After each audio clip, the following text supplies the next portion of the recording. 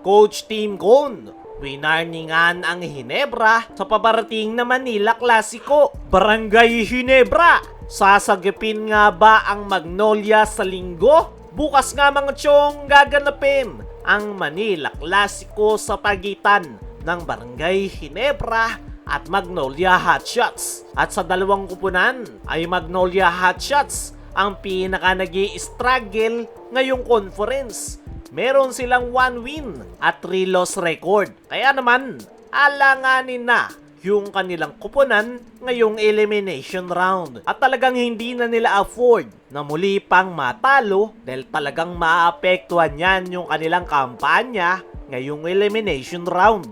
Kaya naman, marami ang napapaisip ngayon at nagsasabi na baka raw sagipin ng Barangay Hinebra ang naghihingalong Magnolia Hotshots dahil nangangailangan nga ng panalo ang Magnolia para maisalba yung kanilang kampanya at mas mapalaki yung chance nila na makapag-advance sa PBA playoffs. Pero ang tanong, may sagip kapamilya nga ba na mangyayari? As of now, hindi natin masasabi yan. Pero malaki yung chance na ganun ang mangyari. Dahil sa Barangay Hinebra, meron pa silang leeway na matalo. Kumpara mo yan sa Magnolia Hotshots na isang talo na lang ay alanganin na at may posibilidad na hindi makapasok ng playoffs. Kaya naman, hindi ko masisisi yung ilang mga Hinebra fans na nagsasabi na baka raw sagipin lang ng Hinebra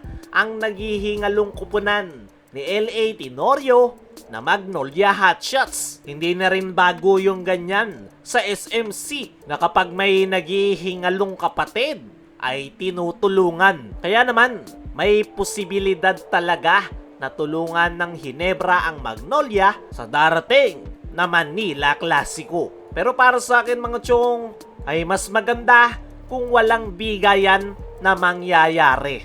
Dahil Manila Clasico nga ang isa sa pinaka-inaabangan ng mga PBA fans dahil intense every time na nagaharap ang Hinebra at Magnolia. Sana ay maganda pa rin yung kanilang ipakitang performance, buhos kung buhos, para mag-enjoy ang mga fans sa kanilang inaabangan na Manila Clasico. Ayon naman mismo kay L.A. Tenorio sa kanyang naging latest interview ay matapos nga silang matalo sa rain or shine ay kailangan nga daw nila na makuha ang panalo kontra Barangay Hinebra. Diyan nga rin daw matitest yung kanilang karakter.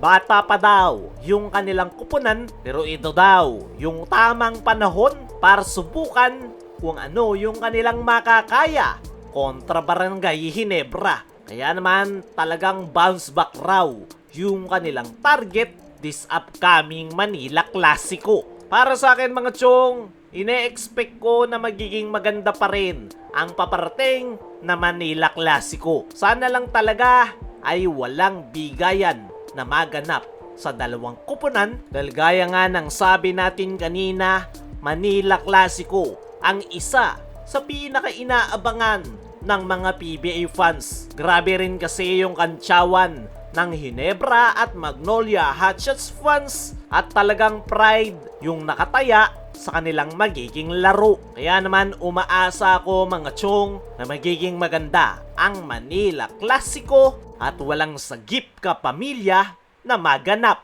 Kayo mga tiyong, ano ang masasabi nyo? May sagip ka pamilya nga ba na magaganap this upcoming Manila Clasico?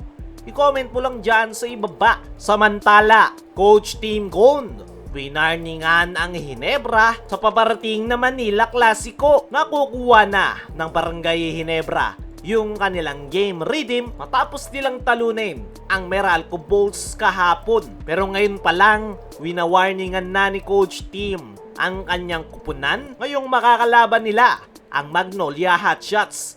Dahil ayon kay Coach Team sa kanyang naging latest interview ay bagaman nag-i-struggle ang Magnolia ngayong elimination round ay kilala daw ni Coach Team si L.A. Tenorio. Hindi daw ito nagpapanik at talagang humahanap ng paraan para masolusyonan ang problema. Nabanggit pa ni Coach Team na napaka-dangerous team ng Magnolia Hotshots once na makuha nila ang kanilang redeem. Kaya naman ngayon pa lang ay hinahanda na ni Coach Team ang Barangay Ginebra. Ine-expect nga daw ni Coach Team na malapit nang ma-figure out ni LA Tenorio yung kanilang problema, pero umaasa si Coach Team na ma-figure out yan ni LA Tenorio pagtapos ng kanilang laro. Kaya mga chong, ano ang masasabi nyo? Na winarning nga ni Coach Team ang kanyang kupunan. Ano rin yung masasabi nyo? Sasagipin ba ng Ginebra ang Magnolia? Comment mo lang dyan sa ibaba.